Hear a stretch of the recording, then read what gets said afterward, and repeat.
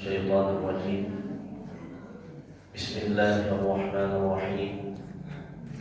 السلام عليكم ورحمة الله وبركاته. Waalaikumsalam. الحمد لله الذي هدانا لهذا وما كنا لنهتدي لولا أن هدانا الله.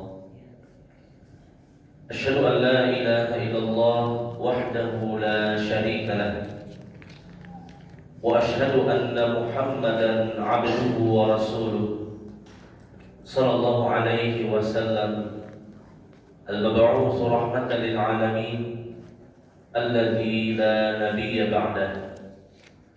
اللهم فصل وسلم على نبينا ورسولنا محمد وعلى آله وصحبه أجمعين ومن تبعهم بإحسان إلى يوم الدين. أما بعد، kaum muslimin wal muslimat, hadirin wal hadirat, Bapak Ibu pengurus dan jemaah Masjid Surau Darul Jannah, semoga senantiasa dirahmati Allah Subhanahu wa taala. Puji syukur kehadirat Allah Subhanahu wa taala. Alhamdulillah, Allah senantiasa memberikan kepada kita berbagai macam nikmat dan karunia, terutama nikmat iman, nikmat Islam, hidayah, kesehatan, dan waktu luang, sehingga pada subuh ini kita berkumpul di rumah Allah Subhanahu wa taala melaksanakan ibadah dan ketaatan kepadanya serta menghadiri majelis ilmu. Kemudian salawat dan salam kita mohonkan kepada Allah agar disampaikan kepada Nabi kita Nabi Muhammad sallallahu alaihi wasallam. Allahumma shalli ala Muhammad wa ala ali Muhammad. Semoga salawat dan salam juga tercurah kepada keluarga beliau, kepada ummahatul mukminin, kepada para sahabat dan orang-orang yang mengikuti beliau dengan benar hingga hari kiamat. Bapak Ibu terhormati Allah Subhanahu wa taala, kembali kita melanjutkan kajian tafsir Al-Qur'an. Pada pertemuan sebelumnya kita membahas tafsir surah Al-Baqarah ayat 207 sampai 209. Insyaallah taala pada subuh ini kita lanjutkan dengan ayat 210 sampai ayat 212. Pada ayat 210 Allah Subhanahu wa taala berfirman, hal yanzuruna illa an ya'tiyahumullahu fi dhulalin minal ghamami wal malaikah wa qudiya al-amr wa ila Allahi turja'ul umur. Artinya, tidaklah ada yang mereka tunggu-tunggu kecuali datangnya Allah Subhanahu wa taala bersama para malaikat dan awan, serta perkara mereka diputuskan, dan kepada Allah lah segala perkara dikembalikan. Maksud atau tafsir dari ayat ini, Bapak Ibu dirahmati Allah Subhanahu wa taala, hal yanzurun, tidaklah manusia menunggu yang mana? Menunggu di hari kiamat. Kata Nabi Muhammad sallallahu alaihi wasallam, ketika manusia dibangkitkan di padang mahsyar, dikeluarkan dari kuburan mereka di hari kiamat, mereka tidak langsung diadili oleh Allah Subhanahu wa taala. Mereka harus menunggu dulu datangnya Allah Subhanahu wa taala di hari kiamat. Berapa lama mereka menunggu? Kata Nabi Muhammad SAW, nisfu yaumin miqdaruhu 50,000 sanah. Di hari kiamat setengah hari, tapi secara hitungan dunianya sama dengan 50.000 tahun. Jadi tidak langsung dihisab, tidak langsung di mizan. Menunggu dulu manusia datangnya Allah Subhanahu wa taala untuk menegakkan pengadilan di hari kiamat. 50,000 sanah. Ya, 50,000 tahun. Dan Rasulullah SAW bersabda, manusia di hari kiamat dibangkitkan hufatan, uratan, ghurla, dibangkitkan dalam kondisi tidak berpakaian, tidak beralas kaki, belum disunat, ya, kondisi yang sangat payah, yang sangat sulit. Ya. Matahari didekatkan di atas kepala manusia sejarak 1 mil, kata Nabi Muhammad SAW. Betapa lamanya menunggu pengadilan Allah Subhanahu wa taala. Dan para sahabat bertanya, "Ya Rasulullah, ma atwala hadzal yaum?" Wahai Rasulullah, alangkah panjangnya hari itu. Bagaimana tidak 50,000 tahun berjemur di bawah matahari di hari kiamat. Yang mataharinya hanya 1 mil dari kepala manusia. Apa kata Rasulullah sallallahu alaihi wasallam? Lil mu'minin kamithli as-salawatil maktubah.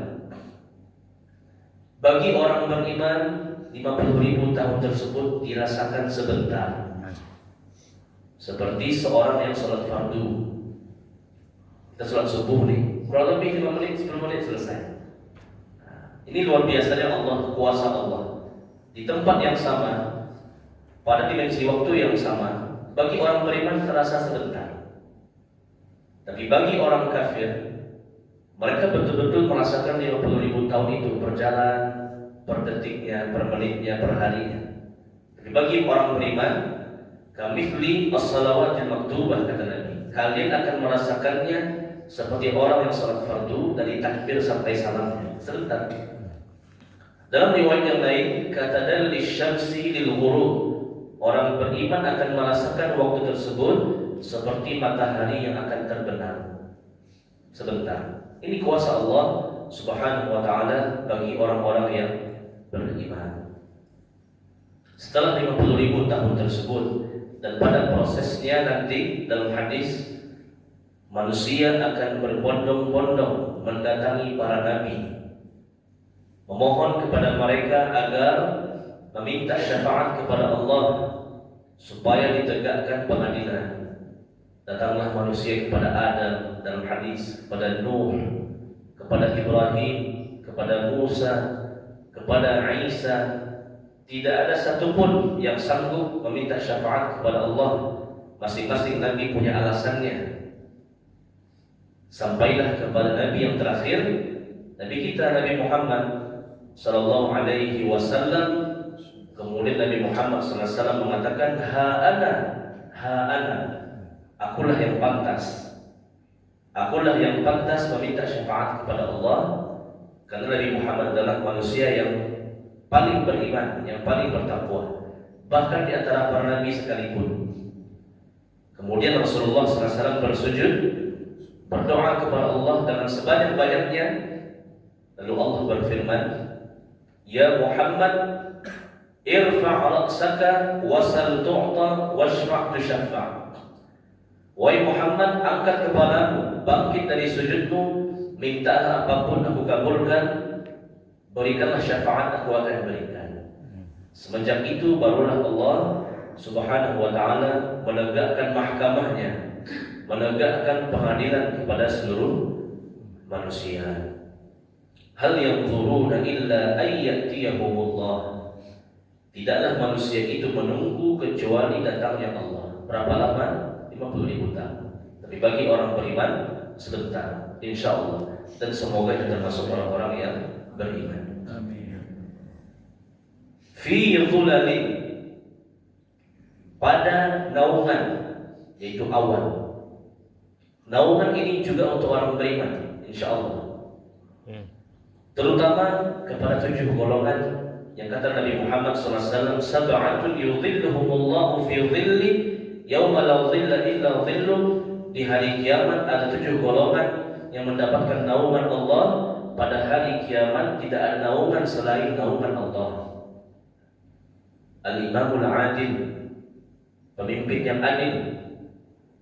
Wa syabun nasha'a fi ibadatillah, pemuda yang taat kepada Allah.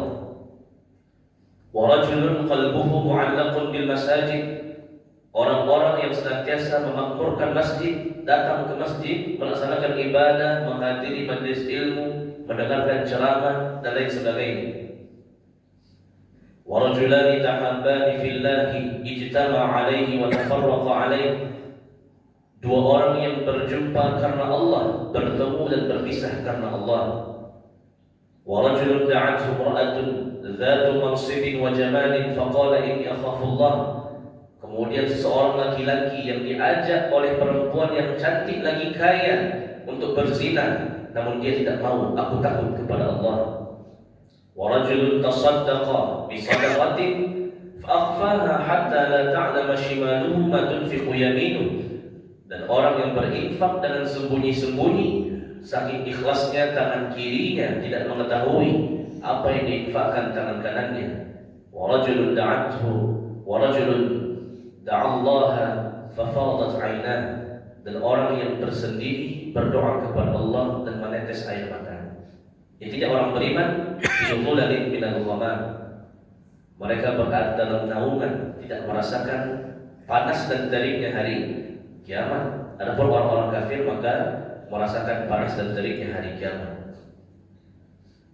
Wal malaikah, dan juga di hari kiamat datangnya para malaikat.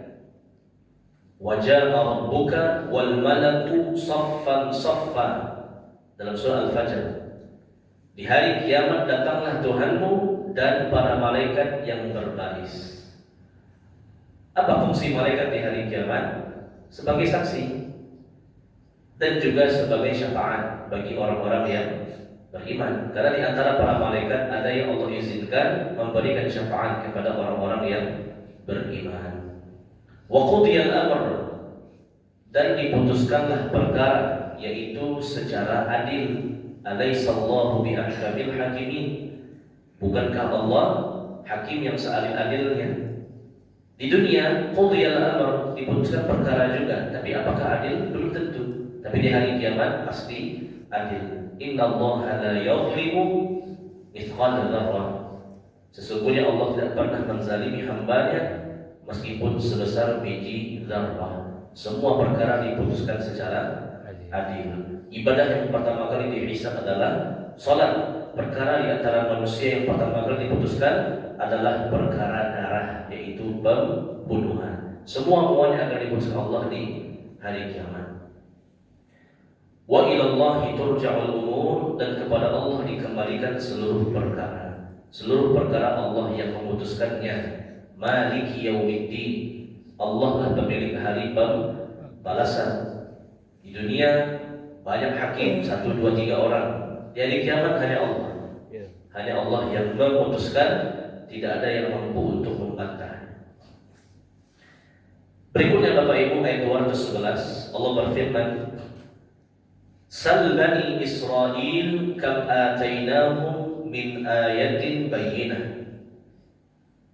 Tanyakanlah kepada orang-orang Bani Israel betapa banyak ayat dan bukti yang nyata telah kami berikan kepada mereka. Wa may yubaddil ni'matallahi min ba'di ma ja'athu fa innallaha syadidul 'iqab. Barang siapa yang menukar nikmat Allah setelah nikmat tersebut datang kepadanya, maka sungguh Allah sangat keras hukumannya. Ya, ini merupakan ancaman Allah kepada Bani Israel yang mereka tetap menentang Allah sampai sekarang. Meskipun Allah telah memberi mereka banyak nikmat yang sudah pernah kita bahas di ayat 40 sebelumnya. Dari ayat 40 sampai ayat 74 itu seputar Bani Israel. Tidak terhitung nikmat Allah yang telah Allah berikan kepada mereka. Para nabi dan rasul kebanyakan dari Bani Israel, Allah berikan mereka kepintaran, Allah berikan mereka kekayaan, dan segala macam nikmat telah Allah berikan. Tanyakan kepada mereka, kam atainahum min ayatin bayyinah, betapa banyak ayat, bukti, nikmat yang telah kami sampaikan kepada mereka, tapi mereka masih ingkar, mereka masih kufur kepada Allah. Dan siapa yang mengganti nikmat Allah, yaitu tidak mau patuh kepada Allah, Karena hukum asalnya manusia itu mendapatkan nikmat Allah. Allah tidak akan mencabut nikmatnya kecuali karena hamba tersebut ingkar. Hamba tersebut kufur kepada Allah Subhanahu wa ta'ala. Fa inna Allah syadidul iqab.